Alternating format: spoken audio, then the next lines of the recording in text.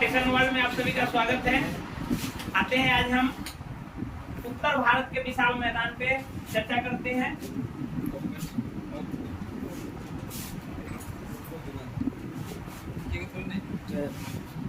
खराब होगी तो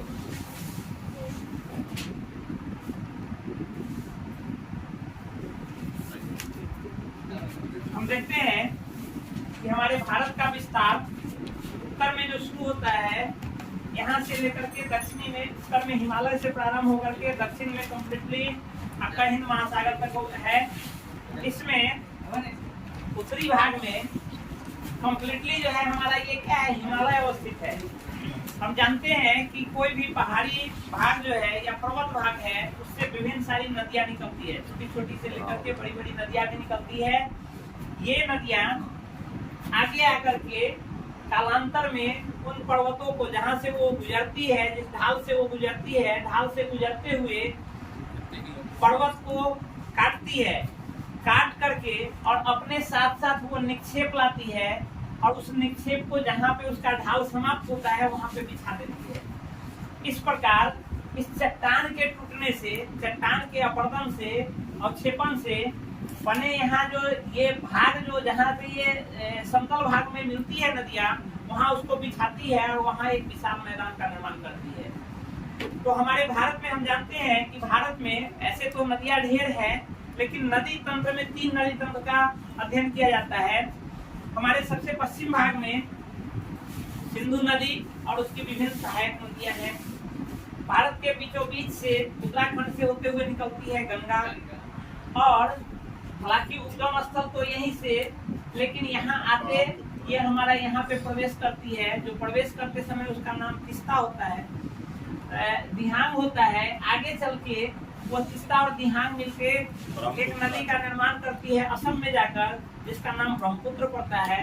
ये ब्रह्मपुत्र यानी इन 3 नदी बेसिन के आधार पर जो हमारा ये विभिन्न स्थलाकृति, विभिन्न स्थल का निर्माण या मैदानी भाग का निर्माण हुआ है।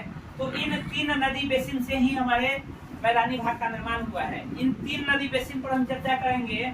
तो भारत के सबसे पश्चिम में यहाँ होते हुए सिंधु नदी गुजरती है और सिंधु की ढेर सारी सहायक नदियां भी हैं। तो यहाँ एक ये भाग जो है हमारा राजस्थान का भाग है या पंजाब का भाग है। तो राजस्थान और पंजाब का, इसको सबसे पहले हम देखते हैं कि जो हमारा मैदानी भाग है, मैदानी भाग को हम 2 प्रकार से विभाजित कर सकते हैं। एक तो इसको हम प्रादेशिक क्षेत्र के आधार पर विभाजित करते हैं। उत्तर भारत का मैदान जो है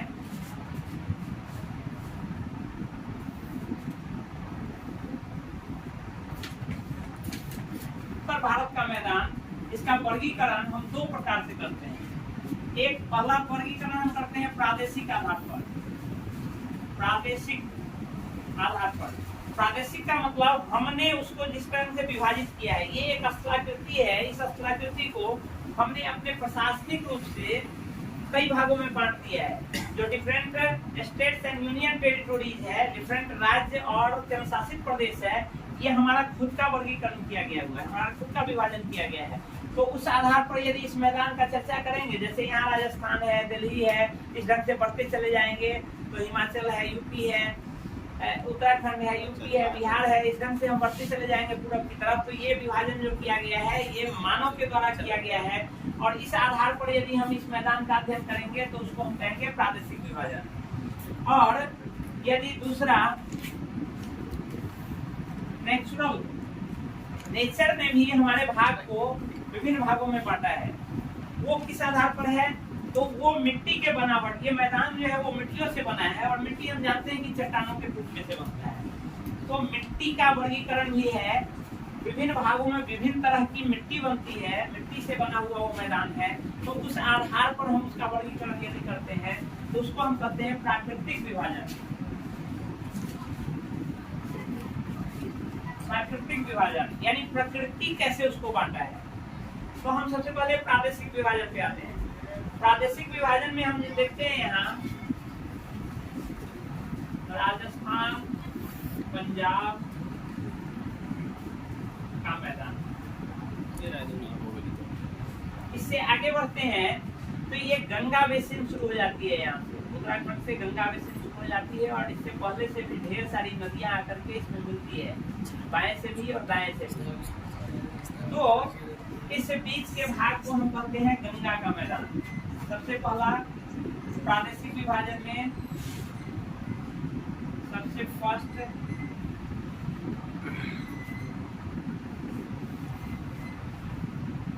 राजस्थान, पंजाब का मैदान। दूसरा गंगा बेसिन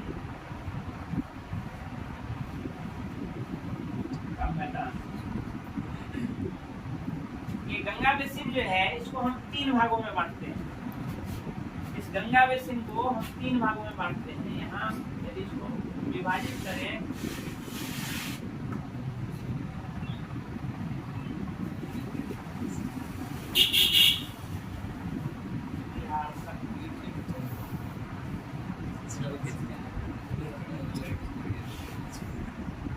ये हो गया ऊपरी गंगा का मैदान,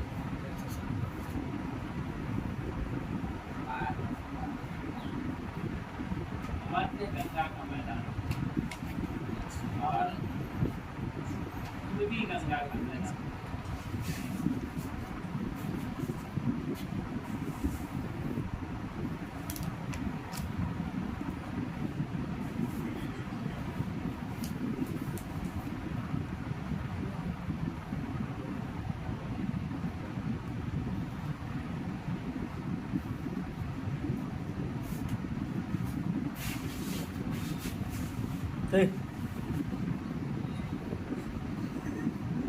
बजे में आदमी चाहते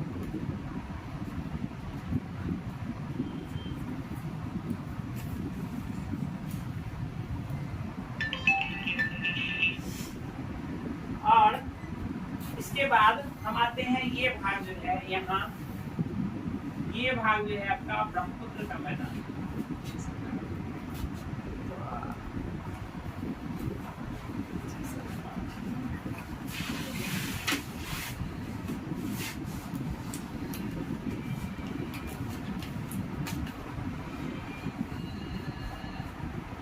ये तो हो गया प्रादेशिक विभाजन के आधार पर। यदि हम इसका विभाजन आते हैं प्राकृतिक विभाजन के आधार पर, तो हम देखते हैं प्राकृतिक आधार में सबसे पहले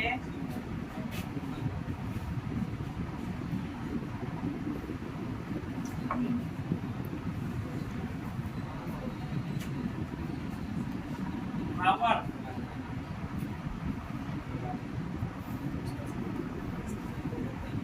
दूसरा हो गया तराई, तीसरा हो गया बांगर, चौथा हो गया खादर और पांचवा हो गया डेल्टा। आते हैं हम लोग पहले प्राकृतिक विभाजन के आधार पर देखेंगे। ये जो मैदानी भाग है इसके ये 5 विभिन्न भागों में जो हम बांटते हैं, हम इन 5 भागों का विस्तृत अध्ययन करेंगे। उसके बाद चलेंगे हम लोग प्रादेशिक विभाजन। तो हम आते हैं, देखते हैं कि भावर, तराई, बांगर, खादर, इनसे क्या अभिप्राय है। तो देखते हैं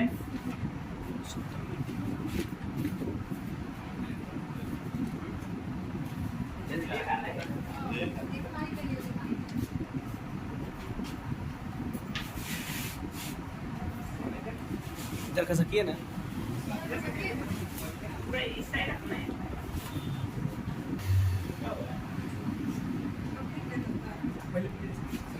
अब आते हैं इसके प्राकृतिक विभाजन जो हमने पढ़ा, ये 5 तरह से प्राकृतिक विभाजन है। इसमें सबसे पहला है भावर। हम आते हैं भावर का निर्माण कैसे होता है, किस क्षेत्र को भावर क्षेत्र कहते हैं, उसकी क्या विशेषता है, उसकी चौड़ाई कितनी है, इस पे चर्चा करते हैं।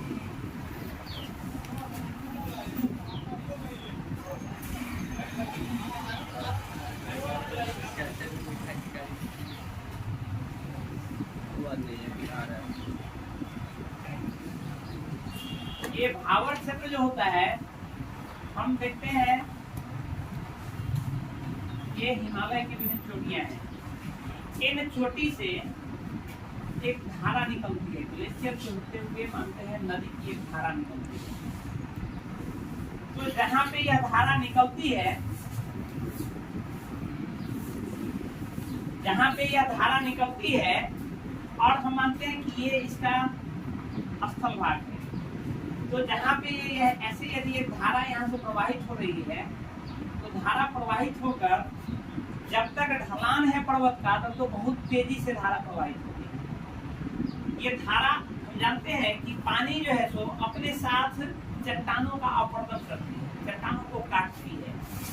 तो अपने साथ यहाँ से कुछ भी जो चट्टान कटा, वो चट्टान इस पानी की धारा के साथ साथ नीचे आएगा। नीचे आएगा तो यहाँ तक तो धार बहुत तीव्र थी, जब ढलान पर, इन पहाड़ के ढलान पर थी तो धार काफी तीव्र थी। लेकिन जब स्थल पर आती है, यहाँ से तो इसको एक समतल या थोड़ा सा तिरछा भाग में बहना होता है। तो थोड़े से तिरछा भाग में बहने के क्रम में यहाँ इसकी ढाल जो है सो समाप्त होती है और उसकी धारा जो है सो धीमी हो जाती है। तो हम जानते हैं कि ये अक्षय और अपवर्तन के कारण अपने साथ जो चट्टान ला रही थी, जैसे ही वो समतल भाग में आएगी, तो समतल भाग में ये ला करके क्या करती है, इन चट्टानों को बिछा देती है, इन बड़े बड़े चट्टानों को बिछा देती है।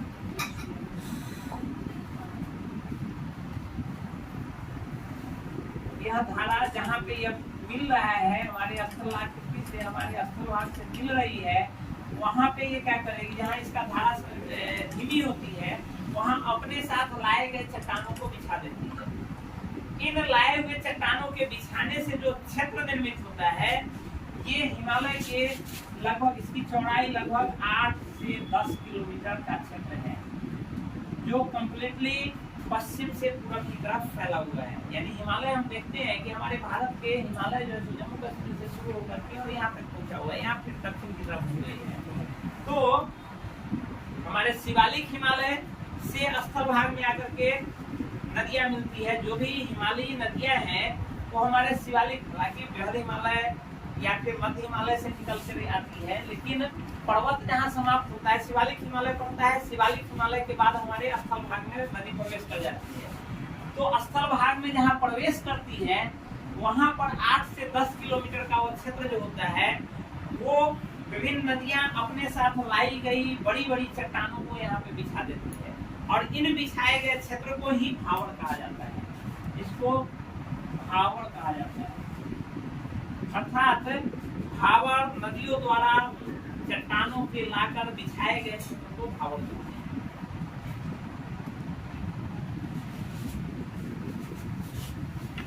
नदियों द्वारा अपवर्तित चट्टानों को बिछाने से बने क्षेत्र को भावर कहते हैं।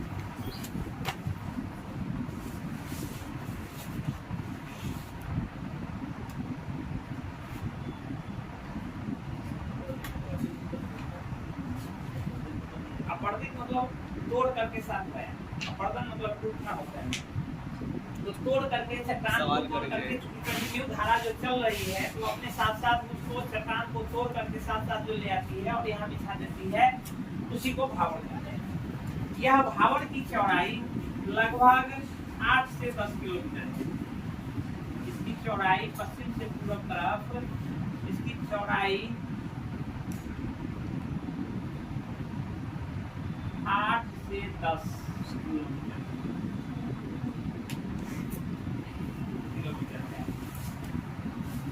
यह जो है, यह चट्टान से बना क्षेत्र है।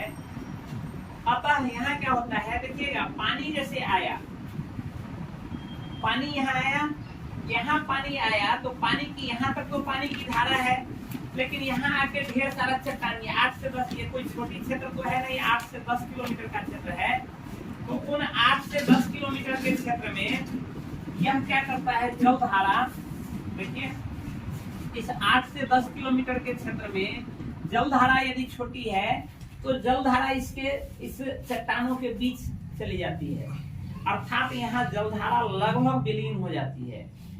और यहाँ आकर के इसके बाद यहाँ आकर के फिर से ये भावड़ क्षेत्र जहाँ खत्म होता है वहां से जलधारा, आप देखिएगा यदि बहुत बड़ा क्षेत्र यहाँ बहुत सारे कंकड़ हम रख दे और उससे होके पानी का भले ही फव्वारा ही क्यों नहीं मारे, तो जहां से कंकड़ शुरू हो रहा है वहां तक तो पानी का फव्वारा दिखेगा, लेकिन जब पानी उससे होकर प्रवाहित करेगा, क्योंकि कंकड़ दो कंकड़ों के बीच में बहुत सारे स्पेस बच जाते हैं, पानी उससे होकर समाहित होकर बाहर निकल जाता है। यदि वहीं पर मिट्टी रख दें तो पानी उस मिट्टी के ऊपर से बहेगा, लेकिन कंकड़ रखा हुआ है तो उस कंकड़ पानी के अंदर से, कंकड़ के अंदर से पानी गुजर जाएगा, आपको पता नहीं चलेगा कि पानी कहाँ गया, लेकिन कंकड़ जहाँ समाप्त होगा वहां से फिर से धारा शुरू हो जाती है।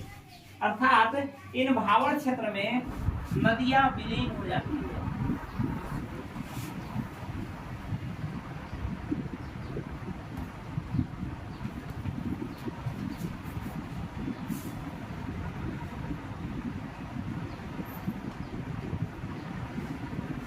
नदियां विलीन हो जाती है।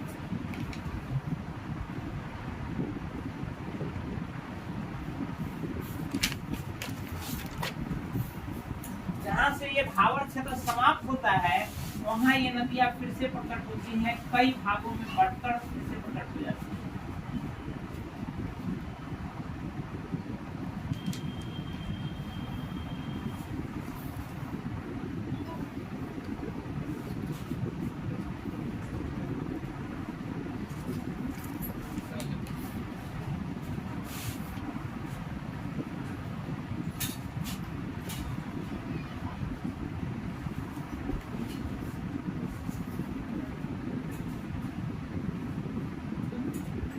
ये फिर से प्रकट हो जाती है।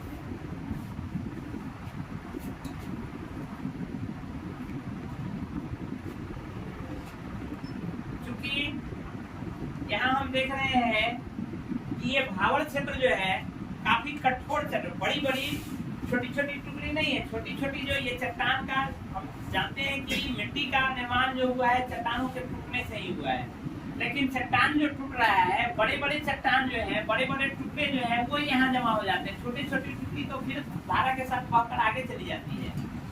तो ये बड़े बड़े टुकड़े होने के कारण यहाँ वनस्पतियाँ डेवलप नहीं होती है। ये बड़ा बड़ा चट्टानी भाग, चट्टानी टुकड़े से बना हुआ है, इसलिए यहाँ वनस्पतियाँ प्रायः वनस्पतियाँ नहीं पाई जाती है।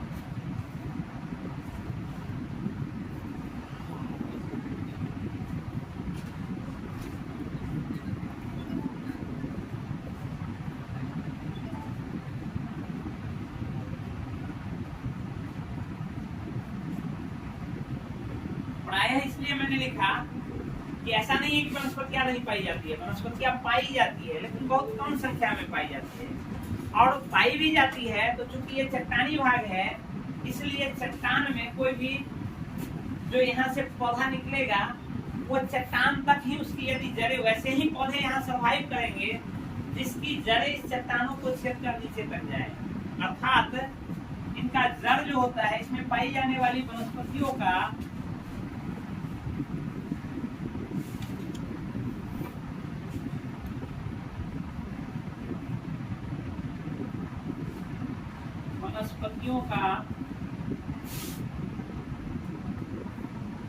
जड़ें लंबी होती है।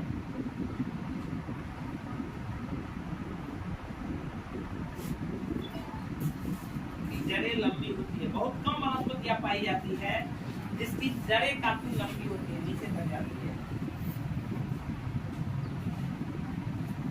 तो ये भावड़ क्षेत्र हुआ। भावड़ क्षेत्र से आगे बढ़ते हैं जैसे ही, तो उसके बाद शुरू हो जाता है आपका तराई क्षेत्र। यहाँ से काटते हुए यह नदी आगे की तरफ बढ़ रही है, तो यहाँ छोटे छोटे चट्टानों को इससे आगे भी दिखाती है, अपॉर्जिट करके यहाँ इन छोटे छोटे भागों को यहाँ पे अभी अपॉर्जिट करती है और यहाँ बिछा देती है। इस छोटे छोटे चट्टानों के टुकड़े के बिछाए गए क्षेत्र को तराई कहते हैं। तराई कहते हैं। अब इस तराई क्षेत्र में क्योंकि यहाँ की जो मिट्टी है या चट्टाने हैं जो तोड़ के लाई गई है वो काफी महीन चट्टाने हैं, काफी महीन तन यहाँ बिछाया गया है और साथ ही इसमें ये जल का बहाव भी हो रहा है। अतः इस तराई भाग की मिट्टी दलदली होती है।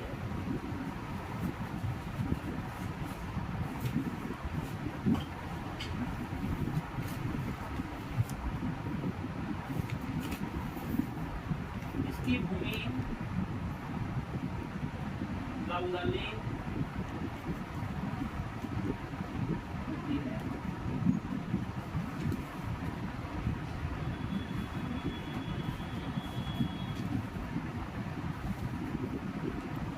इसकी चौड़ाई जो है, इस तराई भाग की चौड़ाई पूरा भारत, पूर्वी भारत या हिमालय के पूर्वी भागों में अधिक है, पश्चिमी भागों में कम है।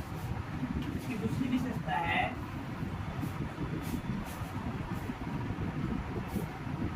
इसकी चौड़ाई पूरब की तरफ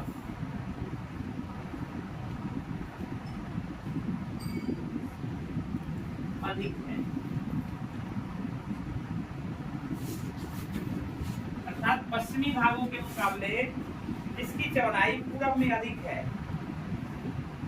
इसमें चूंकि यहाँ क्या है, यहाँ महीन महीन कण बिछा दिया गया है, इसलिए यहाँ वनस्पतियां पाई जाती है। साथ ही यह कृषि कार्यों के लिए भी उपयुक्त है। यहाँ वनस्पतियां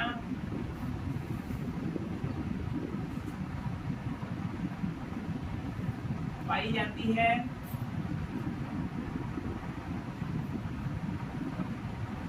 साथ ही यह कृषि कार्य के लिए उपयुक्त है।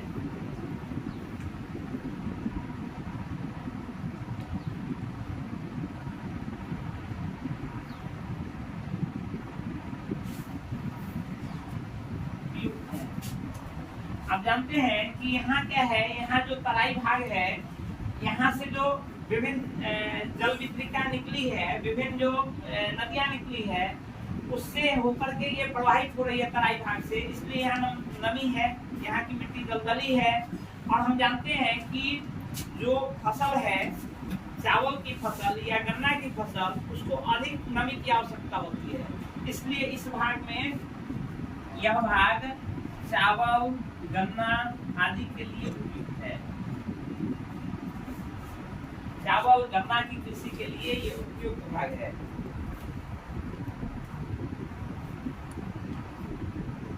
इसकी चौड़ाई जो है 10 से 20 किलोमीटर है।